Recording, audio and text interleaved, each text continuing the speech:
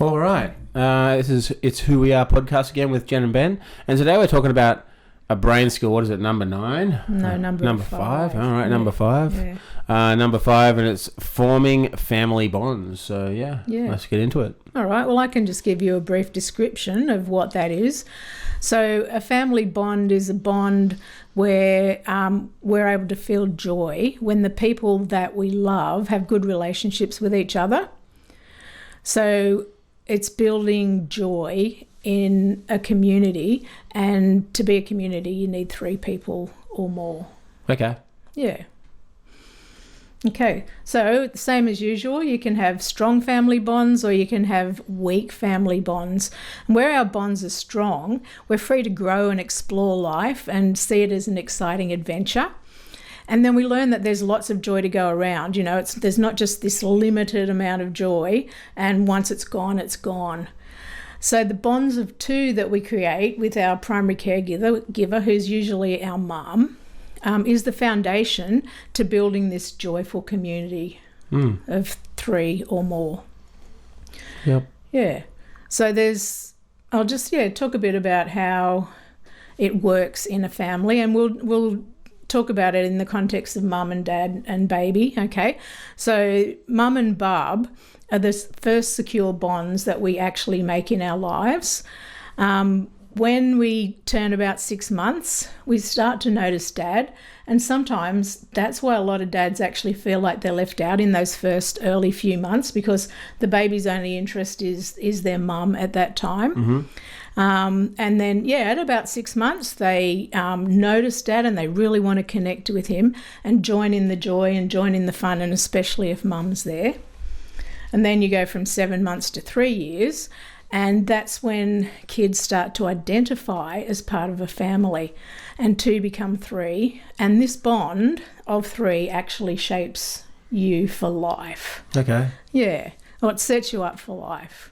It doesn't mean if you don't have that in the beginning that you're never going to have it, because we know that all these skills can be learned. Yeah, you can do it with other people. But what does it mean when there's other kids come along? If it's not 3, so it can be 4, 5, 6, 7, 8, 10, 20. Yeah. So it's actually the beginning of building this community. So we said, like a community, like we have our bonds of 2, which is our first bonds, and then that bond of 3 with mum and dad and baby is the beginning of building that community bond. Okay. Yeah. Does it affect the middle or like 3rd child, 4th child, 5th child differently? I guess it depends on the skills of the parents, really, doesn't it? Yeah. Mm-hmm. But there seems to be a difference between, first child, middle child, last child, and things in between. Yeah. That's why I asked that question, because I think that it does seem that there is a difference. Yeah. But maybe if if we have these skills as parents, we can, pass them on to all our kids equally. And you're able to focus on kids properly, the people in your family properly. And yeah. I sort of feel like that's how even we would deal with our larger families now, like with your aunties and uncles and nieces and nephews and stuff. We have to be able to focus on everybody at a certain point. Yeah. Everybody that, if we want to have a relationship with them. Yeah. And I think that would be is fairly important, because I notice in myself that I do struggle with being able to focus on different people at different times, especially if there's a lot of people at once. Yeah. But I know, especially with my daughter, that she doesn't like that. Yeah. She would rather. She hates it when like the focus comes off her, especially when she feels like she's being talked over or something. Yeah. So. Yeah. Yeah, so it's an interesting skill that we can learn in community, in a good, strong, healthy community. Something interesting that I learned was between 12 and 8 months, if a baby gets a lot of love and care and attention from their dad, this is internalizing security for them for life. So that seems to be a vital key to being feeling safe and secure throughout your life, having that connection with your dad. Wow. In those 6 months. Yeah, that's really interesting. It's thinking about how my kids have grown up. I was lucky enough to be able to spend their childhoods with them. Yeah. And not have to go out to work all the time. Yeah. And so, I don't know. I noticed that in Toby for sure. Yeah. He's not afraid of anything. Yeah. And maybe it's a bit different with Jess. I don't know why though. But yeah, no, I noticed that. Yeah. It's interesting. Yeah. So this like three-way healthy connection is a connection that's actually not easily broken to. It's like, a very strong connection, and it's there for life if it's a good connection. Yeah. No, cool. Makes sense. Yeah, but the same with all these things. We can have, like poor bonds and no fault of our own, no fault of our parents, because, as we've said before, they're just passing on what they've known and what they've been taught. So if we have poor bonds, we feel safe with one other person, but then if you add in a third person, like that leads to like jealousy and hurt and like fear of rejection. Yeah. And I'm just wondering if that's where the saying two's company, three's a crowd comes Probably. from, because so many of us do feel that. I remember feeling that as a young person. If I had my one friend, I was good. But if another one came in, it just, like rocked me a little bit. Yeah. And I know my daughter, Anna, your sister, was the same. She just couldn't deal with it if there were three people. If she had her and her best friend, that was good. But bring in a third person and it was really hard for her. So what is it that does that? Because I notice that is... I can see that in a lot of different people around. They don't like it when there's... Maybe it has to do with control for some of those people as well, but they don't like it when there's more than one. Yeah. So well, it's just like missing out on that. Yeah, on this skill. Yeah. Of forming that family bond of three. So they may have had that first bond of two really well. Yeah. But then never progressed to bonds of three or more. Yeah. And that could happen for lots of different reasons, I guess. Yeah. Even if I guess that even if your dad's not around a lot, that would happen. Yeah. I think that could be right. Yeah. Yeah. I feel like that's probably what happened with us. Yeah. Well, Dad was not around a lot because he was away so much with his work. Yep. Yeah. Definitely. Yeah. So if we have these poor bonds, we can just feel alone and guarded in a group of people. We could be surrounded by lots of people but still feel really lonely because we just don't know how to deal with that situation, and we actually feel threatened by other people. That's what it is when that third person or other people come in. They're a threat to that relationship with me and that one other person, I think. Okay. Yeah. And then that's when things like TV, movies, games, books feel safer to us than other people. Yeah. Yeah. And, like we're made for connection, we're made for community. So, if we can make these connections, it's just vital to our lives. Yeah. Okay. Yeah, that makes sense to me.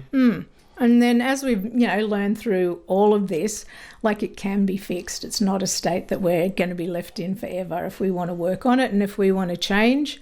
And as we've said in the past with all these other skills, it can be grown and learned in a strong family-like community. And in that community, you can form a bond with one other person, and then you can confidently go out and explore group bonds. And that teaches us that we can add other people to our group and to our community. Instead of draining joy in our lives, it'll boost our joy level. Yeah. So if we're skilled in this, it's a joy to have other people. And the best way to learn about that is by being in a group of people who can model it. Yeah. Yep. Yeah, the same with all of these skills. Yeah. So that's the hard thing is finding a group that could do that. Yeah. Because I would guess that most groups can't. Yeah. But I would even say, especially in traditional churches, they would not be able to teach you anything that you need. They teach the opposite of what you need. Yeah. And Yeah, it is. It's pretty difficult. So, like in all of this, there is a lot of pain involved. Because of things that we've missed out on and we, we haven't had. And it's really hard to process pain. But if we can get through that, it really helps to, build our joy and increase our joy and help us to, live a lot less fearfully.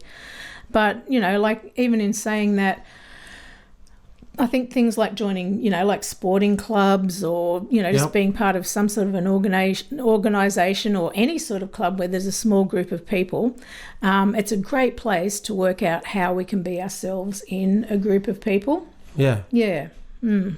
Yeah, and then those, like, you'll have a common goal in that. You don't have to, you sort of can, it's maybe a good place to practice. Yeah. Because you have a definitely. common goal working together for something that's in front of all of you. Yeah. And common interests. Yeah, it's easier. Yeah.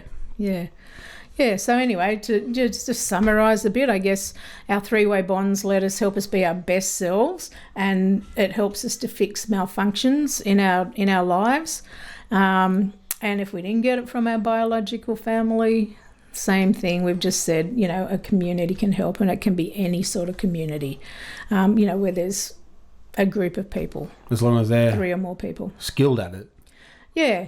But even so, I just feel like sometimes just being part of any sort of community can help us feel more comfortable in that situation. You'd feel more comfortable, but you wouldn't necessarily learn what you need to learn. Yeah, not necessarily. Yeah. Yeah, so just having that three-way bond lets us be our best self, and it helps to fix any malfunctions that we might have too. Just being part of a group and watching other people, as you say, modelling, seeing how other people do life and interact with other people. Yeah. I reckon dealing with hard things together is another thing that you would learn a lot about. Definitely. That's what we've done a lot of learning in our family. Yeah. When hard things happen, you have to talk about it and deal with it and stuff like that. In our family and in a lot of our groups as well. Yeah. Grown so much in that. Yes. Yeah. Yeah, so like if you don't get it from your biological family, like being in that type of community can definitely help. It just helps to disarm any fear that we have in our lives and helps us confidently connect with other people. Yeah. Because sometimes we do connect with other people, but we're still not confident in it. But having these strong three-way bonds just gives us that confidence as well. Yeah. That makes sense. Yeah. Is that it? Yeah, that's it. All right. See you next time. Okay, bye.